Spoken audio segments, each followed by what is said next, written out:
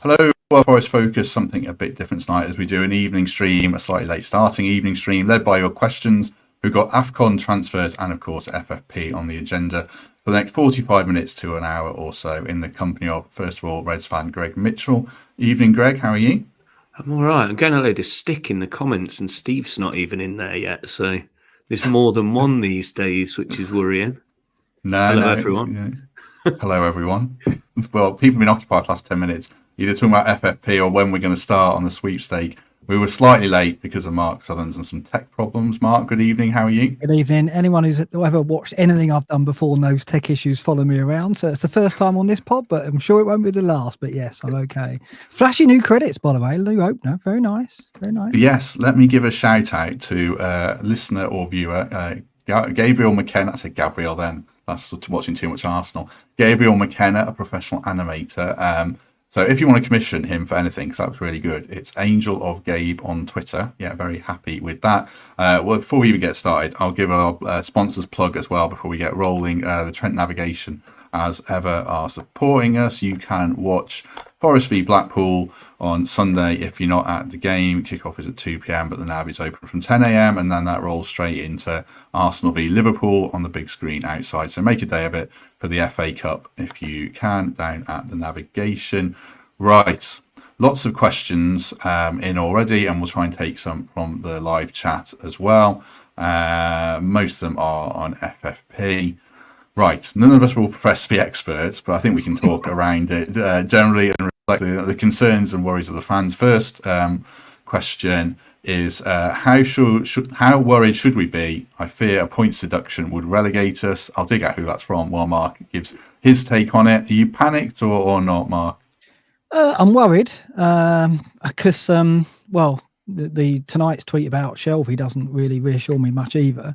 I think last few windows we've put up with a lot of opposing fans or fans from other clubs ribbing us about the number of signings we've made, and of course they immediately jumped to FFP, and I was always like, oh no, I'm sure that's not going to happen. I'm sure we've got that all being tracked, and we're going to make sure we don't fall into that trap, because it's so obvious that we could fall into that trap by signing loads of players. So I would be absolutely, well, angry is the wrong word, incredibly frustrated if we have fallen into it, because you'd like to think that was, it was a watchword as we were signing all those players. Someone was tracking our progress towards an FFP punishment. I'd like to think that happened, but I'm a little worried that we have not tracked it, and we've not tracked it correctly, and we have made an error, and now we've obviously had to bring in an expert, and the guy we have brought in is an expert to help us navigate through a potential punishment. It didn't reassure me, the defense that was put up in some of the articles I've read, as in, well, we submitted accounts that broke FFP, but 2 months later it was all fine, and the reason why we didn't sell Johnson before that was because we'd have had to accept a lower bid. Well, is that a defense? I'm not so sure, because surely it's like, well, you got to lump it. You've got to take what you can get at that time in order to avoid FFP. So I'm a little bit worried if that is the defense. I imagine that the punishment may not be 10 points if we do get one, because, okay, perhaps that's what he's been brought in to do, to manage, if there is going to be a punishment, to kind of mitigate that and reduce it as much as we can, maybe even down to a fine.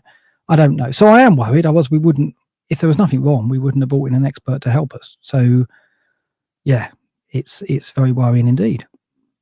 The question, by the way, was from Mark Scothen on Twitter, and Mark Southerns was referring that Shelvey story is about a piece in The Guardian tonight saying that Shelvey has gone to Turkey on a permanent deal rather than a loan, because the club didn't realise they would be breaching the amount of loans out they're allowed if they'd let Shelvey go. So they terminated his contract effectively, or paid him up, I guess, to send him to Turkey. But Forest haven't responded to comments for it, so we'll have to wait and see on that. But if it's true, it doesn't necessarily inspire confidence in the way it was done. It just speaks to a picture of chaos. So we'll have to wait and see the facts around that one as they come out in the wash. What about you, Greg? Are you fearful for FPL, or are you maintaining a watching brief till January the 14th when it's all decided? It just felt a bit of a lazy, not a lazy article. That's probably the wrong thing. A question taken out of context, with the fact that someone was asked, wasn't he? Greg Oram said about one expert got asked who's most at risk, said it was us based on the amount of players signed. I saw that online and chose to believe it as well. I find it a bit harsh that suddenly things have changed and new punishments this year. Was that in the rules when we were going through all the FFP things? Suddenly they changed them, and all these years clubs don't get punished, and Man City get the 100 and whatever, however many charges against them, and we may have just breached it. But also the breach is surprised me that if you go £1 million over, it's 6 points, and then is it 1 point for every 5 million after that? It just seems so irregular, if that's the word. So I'm not that concerned yet, because it seems like a bit of a lazy time of year before the transfer window starts. This has been chucked out there, and a lot of journalists and fans of other clubs and Twitter especially have jumped on it because they've been waiting for us to fail. So until this concrete news and statements from the Premier League and stuff like that, for me, it is just a bit of a non-story that's blown out of proportion completely.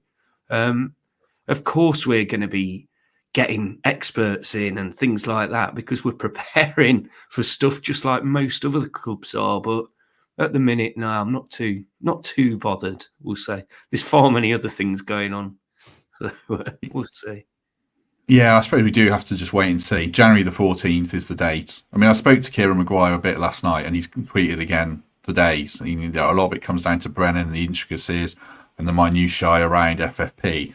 It's so muddy. It's worse than VAR in terms of lack of clarity around, infrastructure investments, academy investments, spreading out player contracts. Like I saw in the Athletic today, they referenced the Danilo deal. You spread it out over 6-7 years, the length of his contract. So none of us have seen the books. None of us are in contact with the Premier League. So I do think we have to wait and see. I think, like Mark said, the thing that worries me a little is we've hired not just a regular accountant, but a top sports lawyer, which kind of makes me think we must be a little bit... we obviously are worried and sailing close to the wind. I suppose it's how close you sail. That is the concern for me. Let's take another question, because there's lots of FFP questions coming up. In fact, have you got anything else to add, Mark, on that? The fact that it's Nick DeMarco. I could see you looking a bit twitchy there. What surprises me, and this is not just Forest, this is all Premier League clubs, why isn't there an expert at each club to make sure, monitor and track this, to make sure clubs avoid it, right? And I'd like to think that when we were allowing all these signings to come in, someone backstage would have gone, let's get someone assigned to make sure it's their job to make sure we don't breach FFP. Now, we've got set piece coaches and all the minutiae of studying what it takes to get your players performing on the pitch.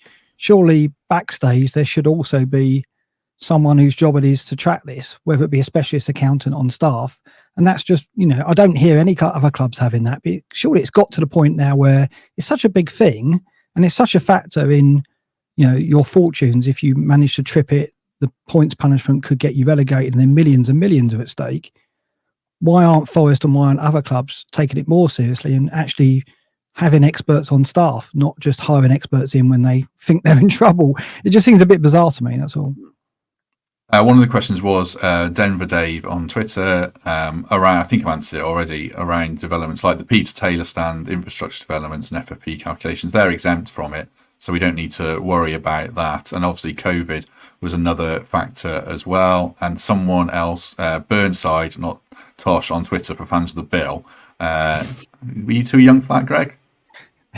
I remember the bill, yeah. Good, yeah. Just. I remember it, definitely. I noticed you didn't ask me, Matt. Thanks for that. I'm definitely old enough, yeah. Why didn't they accept a paid sponsor for the shirt last season if we were saying close to the wind with FFP? You can write off charitable sponsorships around FFP as well. But yeah, I do think it would have been better to get the money in the bank, but the club set their asking price and it wasn't met. So until we, shacked up with the betting company this season for what is a lot of money, I think, certainly. Are you looking to come in there, Greg? You've got your hand poised. Yeah, that Robbo is a genius saying the sports lawyer helped us on Toffolo. Obviously, I don't know whether that's true, but if he did, that's interesting, and that gives us a lot of confidence because I thought he did an excellent job with him, obviously. So, yeah, I just think we're being cautious. Of course, if this story's out there, we've got to be cautious and, get a defence set up ready to go. Because there are definitely people out there after us, definitely. One of the... sorry, man. Go on, Mark, sorry. I was just going to say, he's got connections to the club going back a bit, actually. I did a bit of investigation into him and I looked at one of his tweets about 6 years ago. He's a QPR fan and he basically came to watch QPR play at Forest, and he said he was a guest at Forest of a friend of a client, Nottingham Forest. So he's got a friend. He called Forest a client back then, and he said he had a friend at the club. So I think connections with him go back quite a way. And yeah, he did help the Toffolo case, and he did very well there. So he's definitely someone who's been around FFP for other clubs, and he's worked with about 45 other clubs, I think his CV says. But he's also got connections to Forest going back quite a while. Yeah, he's 100% the real deal. I was reading up on him last night, and he's like a proper top elite sports lawyer, which you'd expect for a Premier League football club. So Forest are in the best hands here in that sense. Over 400 of you with us for this ill-timed stream, which was arranged not knowing when the darts final was, but good to have so many people on board. I'll just do the usual plug. Do us a favour, like and subscribe. Help us out. Great to get so many subscribers since we started doing this. So appreciate the support as ever. Another question, sort of fringy. We'll try and branch out from FFP a little bit, but it's still related. Lee Millwood, someone I used to work with, good lad. Without knowing the FFP complexities, what worries me is the next sellable asset like Johnson is probably going to be MGW. Is constantly selling players like that sustainable to stay in the league? The Big Six just kills the competitiveness because of it. I suppose, I mean, that's a good point, but also, Greg, if we put the Brennan money to one side for last season, does it have a knock-on effect for the coming season in terms of selling players like Wolves had to do? Again, we don't know because we don't know how much of the money's allocated from Brennan's sale to keeping us safe for last season. But I think one of the worries is it has a knock-on effect and we end up having eventually to have some serious sales to keep us in the league. Are you worried about that, or is it inevitable like Leicester did it? I know you don't like referencing Leicester, but they sold Maddison, they sold Maguire, they sold Ben Chilwell. Is it a fact of Premier League life that the Big Six are always going to be favoured and we just have to like it and deal with it? Yeah, and they're now in the Championship, aren't they? Which I always like to say. But do you know what? I thought financial fair play was there to make it a fairer league, and you'd never see any of the top six getting done for it, do you? It's your Evertons and Forests and, like you say, Wolves and teams like that. So, going beyond your means, it's just how you can... It seems to be how you can fit all the books without getting caught. It doesn't work. Yeah, the saleable assets thing, it is hard. I mean, my first thought there isn't Morgan Gibbs-White, it's Murillo, just because of how good he's been in such a short space of time, how young he is, how controlled he is on the ball. And I think a lot of us have said, he's not going to be a Forest player in 18 months. So, but that's a positive for me. If we're finding players for teams that we've never watched play before for 20 million and then suddenly selling them for God knows what in 2 years, that's a positive. That's what we need to be able to do to stay in this league. So yeah, if we sell our brightest stars for big profit, then that's just the way this game is these days. So I'm okay with that. I suppose the thing is, Mark, how many you sell at one time, isn't it? You don't want to have a fire sale one season to, keep us safe. You don't want to have to sell Gibbs-White, Elanga and Murillo in one go. But if you do it one at a time and you build and build, then that is okay, isn't it? Yeah, and I think the signings of Danilo and Murillo indicate that we've got that in mind. They're both players that have come from the Brazilian market with high potential, very young, previously sought after by Premier League clubs, certainly in the case of Danilo. So I don't think that's by accident. I think that's by design. I think that's, where every other season we're going to have to sell a 50 to somewhere between 50 to 100 million pound player. This time it was Brennan, and maybe next time it'll be one of those two. I hope it's not Morgan Gibbs-White. I think your homegrown players, the players that we've brought through the academy, we want to hold on to them. We don't want another Brennan if we can help it. But even Morgan Gibbs-White, I think he's a player that came through Wolves' academy, obviously, but he's a player that I want to retain and build the team around. Whereas Danilo and Murillo, while they're fantastic players, they're perhaps players that are in positions where we could replace them for a fraction of what we receive for them. So of the three, I would sacrifice one of the two Brazilians if we have to sell next time out, and I think that will be the reality for a few seasons at least. We've got to have that way of working the way that perhaps Brentford have done in previous seasons, where they sign players of potential, they sell them for big profit, and they build. That's got to be the model. Brighton have done it, obviously signing young talents in South America. Southampton did it to the extreme and got away with it for a while, but finally didn't get away with it. So that's not the model to follow, because, like you said, they sold 2 or 3 players at once, and in the end it caught up with them. So if we're selling one every other season and we're building, then that's the way to go. Yeah, some good comments coming in. You referenced Karen there, Liam rightly saying it is depressing selling your best player every year. Obviously 99% of clubs don't have to do that. I mean, like, Spurs managed to hang on to Harry Kane for 10 years before they had to sell him, but there's no way a club of Forest size would have done that. So yeah, FFP does kind of constrain you, plus the realities of football. If you land a player of such high quality, eventually they are going to want to go. A couple of players to touch on specifically.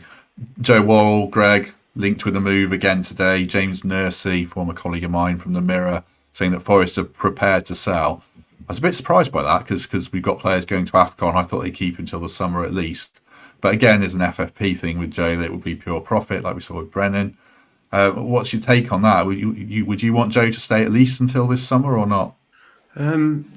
It's tough. If you'd have asked me in October, I'd have said, like, definitely keep him. He's been an absolute star for our team for many years.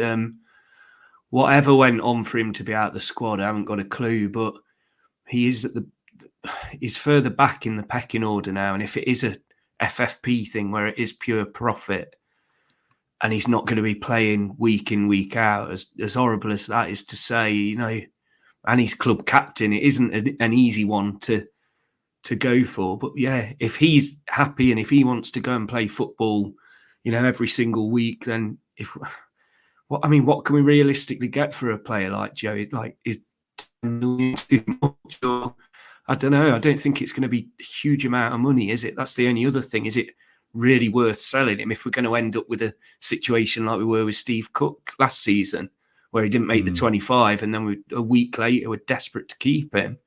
I don't think we should sell him unless there's an offer that's going to change things for us books-wise.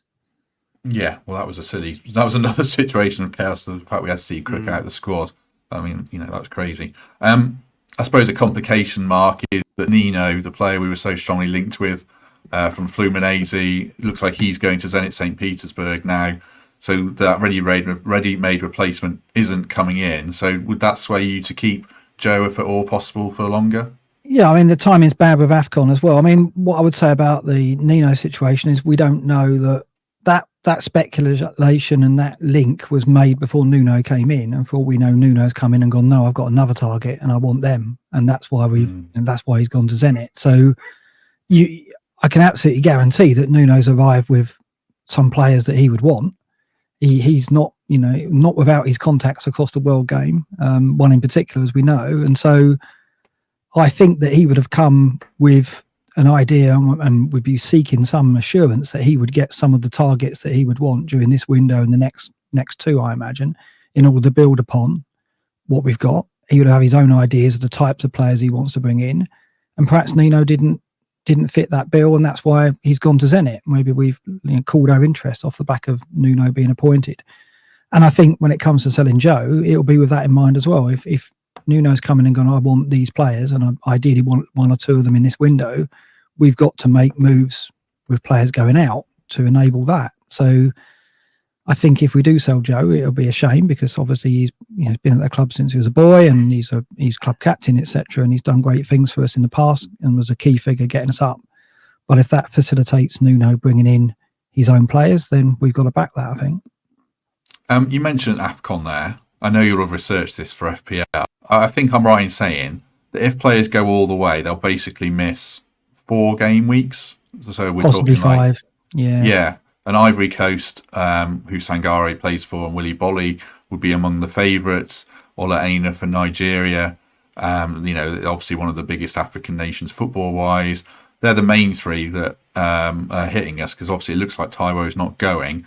Has Afcon become a big concern now? Oh, Niakate as well, of course, with Senegal. I mean, these are players from big African nations, Mark.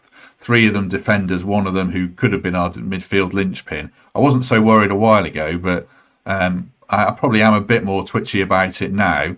Should we be more concerned about Afcon with how much it's hitting Forest compared to other Premier League clubs? Yeah, I mean, I think defensively it's the worry, isn't it? I mean, I don't think Sengari was out the side and came back in against Newcastle, but he's yet to re-establish himself, should we say, under Nuno. So that's perhaps not a major loss, and we've got players who can cover in that position, I think. Centre-backs, though, we're looking very thin. If Joe's on his way out, we've got to think that, are we going to play him over this period, or are we going to protect him because we're trying to manufacture that move? And presumably, if we do sell Joe, someone comes in, but they're not going to come in time to plug the gap, I don't think. So then we've got to get Felipe fit, and how reliable is his fitness? So we're in trouble at the back for sure. I hope that we can find a way to navigate through it, and I hope obviously that the likes of Niakate and Bolly come back sooner than the 4 or 5 games that it could be. Yeah. Felipe feels like a key one, and Omar Bamidele as well. He was linked to the loan move out. It seems a bit strange that we potentially would leave ourselves that short. Maybe this Nino situation has been sprung up on them, but like you say, Nuno could have looked at it and said no thanks, or we could have someone waiting to come in. So it's an interesting one. What about you, Greg? I missed Serge Aurier as well out of that list, but he's a bit more down the pecking order. Are you a bit panicked about it? It's probably only 2 starters, isn't it? It's just not having the options on the bench as well, and that's what I've felt so much more comfortable with this season, having a much stronger bench. It's sad for the players, but you want them home as soon as possible. I think I kept thinking Taiwo's going to get himself fit for it. So delighted he's on the mend is the main thing, but excellent that he's not going. It's a sensible decision, and of course these players want to play for the country and second biggest stage for them. So I'm delighted Taiwo's just going to stay here and keep fit, but we'll be all right. There's a lot of clubs that are losing players. We're losing the most, but most teams are going to be down a bit on it. So it's just one of those things. We've known it all season. It's coming. Now it's here. We'll be all right. Luckily, a defence isn't that knocked up this time. So we'll be okay. It was noted in the comments as well, I should have said, about Danilo and Murillo for Brazil under-23s, but they haven't named their squad yet, have they, Mark? Have you seen that? No, I had a look at that, and they first play on the 23rd. I think they play Bolivia. This is the Olympic qualifiers, right? So the squad hasn't been named as yet, but I think both Murillo and Danilo do qualify, because you have to be, I think, 21 on January the 1st, 2011 or something like that. It's they just about sneak in, both of them. So that would be a blow if we did lose those. But as I say, Brazil haven't named their squad yet. No, Murillo would be the biggest one, really. I know Danilo's come into the side and done really well, but we have a bit more depth in midfield with Yates and Dominguez and Mangala, who are perfectly ready-made 3. So definitely one to keep an eye on. Sort of leads us into another question from Andrea Wicks, asking out of the out of contract players, which would you keep? So the list of out of contract players are Ethan Horvath, Wayne Hennessy, Scott McKenna, Serge Aurier, Ola Aina, Willy Bolly, Felipe Chekwyate, and of course Harry Arter. And then the loans, Andre Santos, who's gone back today, and we'll discuss that in a second, Montiel, Origi and Tavares. So those are players who would leave at the end of the season. Are there any players on that list, Greg, that you would want to retain? I had it up earlier and it's gone. I was surprised there wasn't bigger names on that list to say how many there were. Koyate's been all right, hasn't he? I mean, Aurier, maybe if it's financial fair play, he's going to probably have to take a wage drop to get another year, and depends who else wants them, doesn't it? With the Saudi leagues there, and he's probably at that age now where he's looking for one last payday. There's none on there that you're desperate to keep, at least this time around, where it's usually the case that there are. So we'll just have to see with that. Yeah, I mean, Ola was the only one for me, Mark, that I'd be really thinking, yeah, yes, please. He's come back in and done well. Willie Bolly, maybe, but he's a veteran. I mean, unless you're going to say Harry Arter to me, are you shaking hands with all those players apart from maybe Ola? Yeah, I think Aina and Bolly would be my choice as well. I mean, obviously Nuno knows Bolly and trusts him, so I imagine that might play a part in us trying to keep him for another season. I think he's got another season in the top flight in him, definitely. He's been really good this season for us early. Even when we were struggling, he was a standout, wasn't he? So I'd like to keep Bolly because he's excellent cover. He's a dominant centre-back in the air, and you still need that in the Premier League, despite, a lot of it being more technical now. You still need a dominant centre-back. And Ola Aina, I think he's versatility for me. He play right and left. He's really comfortable on the ball. Nuno likes technicians. It's no surprise that he's played Montiel and Aina because they're both really comfortable on the ball. They're both resistant to a press. So I think that he'll want to keep Aina as well. So those two for me. And Montiel, it seems Nuno likes him, and he's done exceptionally well in the 2 games you've seen him. I don't count the previous game because he had a nightmare in that, and I don't know how he's come on so much in that short gap, but he looks now like he's going to be a regular under Nuno. So I think at the end of the season, I mean, we will trigger. I think there's a clause after a number of games that we trigger anyway. So it'd be really interesting to see if that is a factor in his selection going forward. I think Nuno will want him though. Yeah, I mean, I would be in favour. It's an £8 million fee as well, which seems good value for a player in his mid-20s who's come in and looked a different player. So, yeah, Montiel for me. What about, obviously, Andre Santos has gone back, Greg. Tavares and Origi, could they go for you as well? Yeah, I mean, Origi, we haven't seen anything, have we? He's come on, has even started for us. So the money there is too much for what we're getting out of him at the minute. So he has to go for sure, to be honest. Unless something drastic happens in the next few games or what have you. He's not shown it at all, has he? No. I mean, he's not had the chance. He started Fulham, didn't he? And then, which was a disaster. He started Bournemouth. And he was unfortunate to be the sacrificial lamb. But yeah, 500 of you watching, which is great. Do like and subscribe. If you can, as a quick second plug there. Andre Santos, Mark. I think on paper it might be one that we look to regret, but because he's obviously a good player. But how would we get him in the team? Is it one where it might look bad in a few years, but actually in the current circumstances, Forest did what was right for the setup that they have? I think you put money on it looking bad in a few years, wouldn't you? Because I remember when he arrived, I did a bit of a search. Obviously, hit YouTube and had a look and read a few articles and read a few forums that Chelsea fans are on about him. And yeah, he won. I think he won player of the tournament for Brazil and the under-23 tournament and captained them. And massive things are expected of him. So I'm disappointed that we didn't see anything of him at all. He played in the Carabao Cup tie. That's about it, wasn't it? Yeah, I mean, odds would suggest that he's going to be a player in the future and that he'll end up playing for good sides, but he's just not ready for us. And I guess it was our situation, right? And when you're struggling, when you're looking to get results, when perhaps you're not playing at your fluid best, and he's perhaps not a player you turn to. But in a side that's confident and flying high and challenging for top 6, then perhaps he's going to flourish. So it just wasn't the right time for him. There's no doubt he's a talent, and it just wasn't for us at this moment.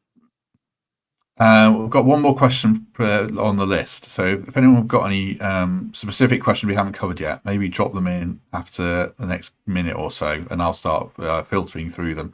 The last question that we've got is from FPL Joe. I think his real name is Joe Need. I think we met him, Mark, didn't we? Well, I've met him a couple of times, but we met him at the FPL meetup. A good lad. He was asking around if we missed a trick and should we be investing in championship players. I think he mentioned, Gyökeres, João Pedro tearing it up for Brighton this season. I had a quick look, and there are good players at that level. Obviously, Jack Clark, Somerville at Leeds, Morgan Whittaker at Plymouth is 22 and got 13 goals and 9 assists. Do you think, Greg, that we can sometimes get a bit distracted by Jesse Lingard type names, and we are making some gaffes in the market? It worked with Toffolo, didn't it? But who else have we had? Bowler from Blackpool. He's probably never going to play for us again, is he? the step up, as we know, is that massive. I think they've really got to be a shining star or a player that's been relegated from the Premier League, Bamford or someone like that. It's tough. Peterborough used to have like a line of players coming out, didn't they? But I'd rather go to South America. We seem to have a lot more joy in South America at the minute, and we've clearly got the scouts out there. So yeah, and the problem is as well, English players are so expensive if they are going to be English from the Championship. So yeah, it might work, but we won't be the only other club looking at the players because we see them every week. Mark in the comments mentions Morgan Whittaker did start his career at Derby, but yeah, sometimes you can look past that. I don't know. Jack Clark and Somerville will be the ones for me, Mark, especially Jack Clark. Yeah. For having seen a lot of him, he looks an absolute mega talent who's got back to, he had a rough time at Spurs. Do you think we should be looking at that sort of player much more? Yeah, I think it's a shame that we didn't look at him previously. Spurs signed him, didn't they? Then he didn't get any minutes there and they let him go. And I was surprised that Sunderland were able to pick him up. And he's done what Spurs bought him for. They saw the potential there. So I think a Premier League club are going to move for him again. I'd love it to be us. I think that he's a talent that could thrive in the Premier League again. You're not going to get instant rewards, as like Greg says. It's a big jump, right? So you're making an investment, and you expect to see returns eventually, but it's not going to have an instant impact on your side. So it wouldn't be like the priority signing, but if we've got the luxury of signing a couple of players who are prospects like Danilo and Murillo, then the Championship's not a bad market to look at. But again, the odds on you finding £100 million worth of centre back, which is probably what we've got in Murillo, you're not going to do that in the Championship. So there's degrees of return, isn't there? You get for every one gem, there's probably 50 players that you draw out the Championship that don't work out. So you've got to get your scouting absolutely right. You've got to get your judgment of character absolutely right. I think, I trust Nuno and his staff that they'll be looking at that. He's been in that division before. He knows there's talent there. But I think as the years have gone by, that step up has got bigger and bigger and bigger. So it's harder now to find that talent that you used to be able to and have it translate directly to the Premier League. Last shout for questions. If people want to drop them in. Alex mentions Willie Donto as well, who seems to be out of the picture at Leeds. Go on, Greg. You wanted to come in there? Sorry. No, I was just going to ask in the comments what the dart score was, and Greg Orham's just put read my mind. No spoiler. I'm not looking. I won't say it. No, I won't put it up. Don't worry. There was someone asked. I think it was Alex. Is it time to sell players with 6 months left on their contract, like Jet Koyate and the players we listed earlier, Aurier, someone like that? I suppose, Greg, we could do that maybe to Saudi and they pay inflated fees, but otherwise it's hard to, it's a hard market to work in, isn't it? We're not dealing at the right time, really. You want to do it in the summer when you can, ideally. Yeah, January is the desperation market, isn't it? If everyone knows we need a striker, we're spending absolute top dollar for a striker, aren't we? Unless it's a last day carnage thing, which we're quite good at the minute. And selling players as well. The players we're selling aren't no use for us, so they're going to a lower league. Or the Saudi thing, that's not going to last forever, is it? Because they're watching that closer than ever now. If anything inflated's going on, maybe Olympiacos. we've got to be clever with it, one way or another. Paul in the comments asking about how far off is Awoniyi. I think he already is like 2 to 3 weeks off proper training or something like that. And we obviously only have one game in January in the Premier League, or maybe we have two. The second one's right at the end. So I think maybe February, which would be ahead of schedule, we might see a bit of him. But again, I think you have to look after him with kid gloves for probably the rest of this season. A couple of questions around goalkeepers, Mark. Newcastle in for De Gea. Would you take him? Well, I think I would, yeah. And about Greg Orham, is Navas a genuine option? Would Ramsdale come to us? I mean, there's not too many clubs for goalies to go to because, there's only one spot in the team. So, Ramsdale might look at us and think, well, I'm not going to get a game anywhere else. But are there any names that leap out to you? Or are you going to tell me that we should be still playing Matt Turner or Vlachodimos? That's for Mark, but Greg can... Well, either of you, I should have said.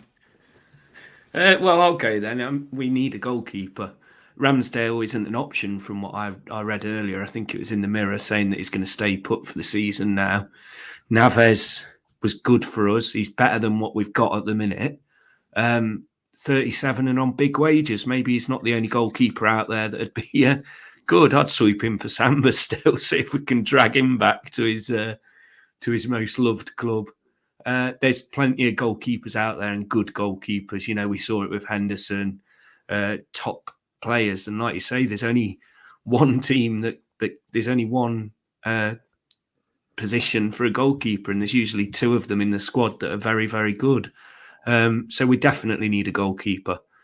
But again, the financial fair play stuff, we just don't know what we're going to be able to do yet. When does the transfer window open?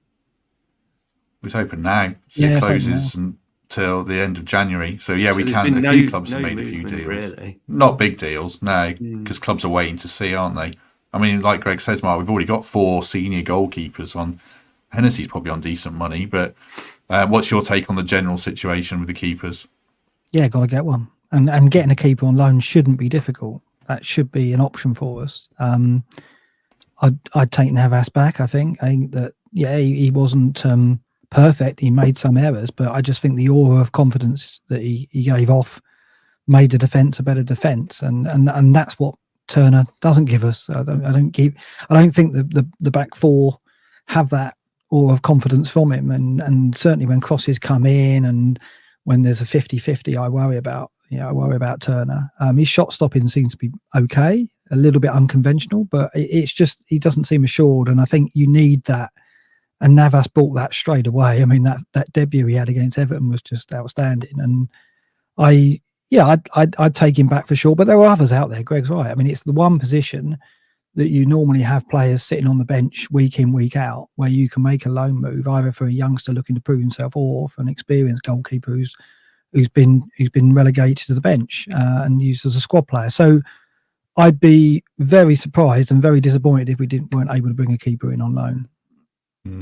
I haven't totally written off Lykodimos because of his pedigree. He's played so much Champions League football and international football that I kind of feel like I want to see another.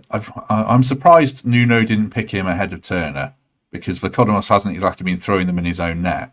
And Turner seems to have these big errors in him. So it's interesting team selection. And he's come out after the game and backed him. But obviously, every manager's going to do that. He's not going to come out and throw Turner under the bus. So it's going to be an important decision for the keeper, the manager, to make around him. Paul asks about a good place to get beers and watch football near the City grounds. I hear the Trent navigation is decent. So thanks for that open goal, Paul. Let's just have a quick flick through. There was another couple I saw. Someone was asking about what kind of team we should play against Blackpool. Are you going full tilt, Greg? Or are you playing a few academy players? Obviously, we got our fingers burned against the same team last year. We play players that we might need that not necessarily have been playing. So the likes of Joe Worrell, start him, because he might be critical for us in the next few weeks. The good thing about our squad these days is there's not a massive difference between the first 11 and the 11 that had come in. So I'd love to see a change. I'd love to see some players we've not really seen yet that could get us excited. I mean, but we only have to look at what happened against Blackpool last season. Got destroyed by them, didn't we? And I think, but a sold-out City ground for the FA Cup third round is just incredible, by the way. I mean, how different this club is these days. It's just fantastic. But, that crowd are going to want to see a win, and they're going to want to see a convincing win. And it should be, no matter what 11 we put out. And I really hope that these players that haven't been getting the game time absolutely take this opportunity, because a good cup run for them could change the careers for some of them. I mean, I suppose Lykodimos is one of the obvious names, and because it's at home, I think I'd be confident we should win the game. I mean, no due disrespect to Blackpool, they did get relegated to League One. They're not a Championship team anymore. Would it change your opinion, Mark, if let's say Origi comes in and bangs in a hat trick? Would it make any difference to your take on him or any other player that we haven't seen too much of? I think it's interesting when Nuno picked Origi in his first lineup and he played him out wide, which suggests to me that he doesn't see him as a solution down the middle necessarily. it also suggests that we'll probably sign a wide player in this window as well, because I think he wants pace both right and left, and we need cover for Elanga and Hudson-Odoi. So I don't think he sees Origi as a solution. But he recognises he's got some talent. But I think, I'd like to see him get some minutes. It'd be great to see him get a goal for Forest, because like Greg says, we haven't seen anything from him. I think we want to win because it's momentum, right? We've won back-to-back games in the Premier League. So winning in the FA Cup is actually quite important, not just to progress, but also to keep this momentum going into the Brentford game, which is a really important game. So I'd be keen for us to put a strong side out so that we keep that going. I don't think there's any reason not to. We have to be careful with the Afcon absentees that, if Toffolo gets injured, suddenly we've got a problem. We'd have to play Montiel left back, and then there'd be a problem at right back. I guess we play Nico there. So just have to be mindful that, we risk players where we've got some depth to back them up if we did pick up a knock, but put out a strong side, keep the momentum rolling. Yeah, I'd like to see them maybe an academy player on the bench, but I don't think there's a necessity, or a couple on the bench, but I don't think there's a necessity to start them, particularly because our squad is stronger. There was a question about Emmanuel Dennis and other loan players, which Shelby potentially doesn't fit into now. Would you recall them now we've got a different manager in? From Chris here. Emmanuel Dennis, Greg, he's done almost nothing in Turkey. He's had a pretty terrible time, but he did get 4 goal involvements in 6 starts for us last season. Different managers come in.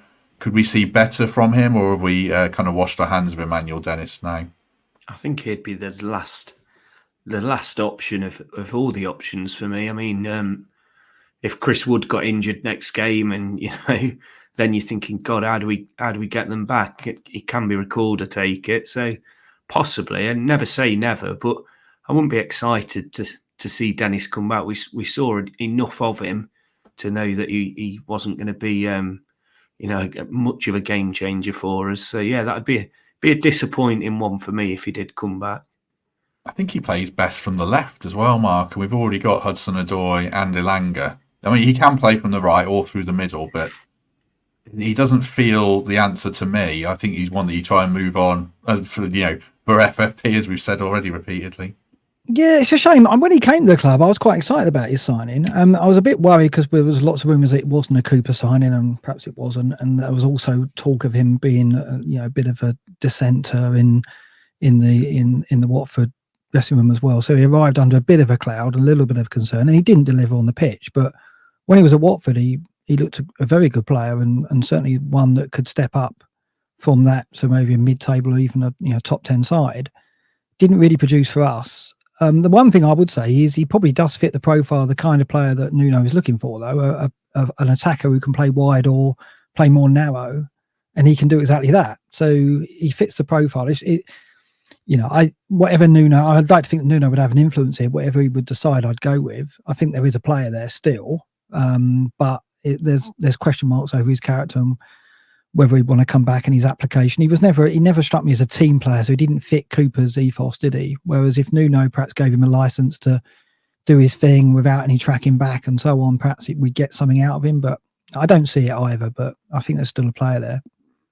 Yeah, I think there is. He didn't fit Cooper's style at all. But I've seen under Nuno, we get our fullbacks high, but they do work back the wingers to support them. Elanga and Hudson, Hudson-Odoi was defending well against Bournemouth. He was sort of playing a wing-back role. So, he doesn't really fit for me. Right. I think we'll probably leave the questions there unless anything particularly amazing drops in the next couple of minutes. I've got a task for Mark. So, we had a message from Jan, who's a regular listener, saying that his mate, Rich Rose, do you know him, Greg? I think he might be someone that you might have heard of. If it's an East League guy, then I do. Yes. Yeah. Okay, so Rich is a big Reds fan, and he has been hospitalised with a stroke over Christmas. So, get well soon, Rich, obviously. He's also a big FPL player. So, we've got one of the foremost experts in the world to give their take on FPL. And me. Exactly. And obviously we've got the greatest player out there in Greg Mitchell. But I did say to Jan that to try and cheer Rich up, I would get Mark to have a quick look at his team. So if you don't play FPL, just bear with us for 2 minutes and we'll come back for any other questions if there are any. So, Mark, I sent you the team, but I'll put it up.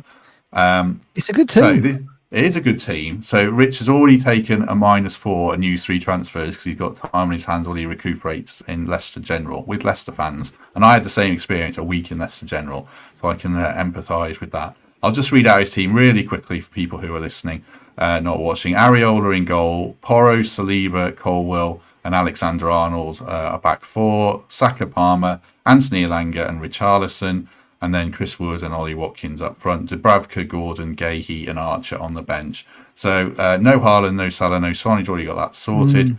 Any longer term tips for Rich and anyone who plays FPL who's watching this with a bit of planning ahead? What do we need to be doing? Yeah, it's tricky. It's tricky because he's got a very good team. Obviously, he hasn't got any of the heavy hitters, so he's got to make plans for Haaland and Salah to come back in.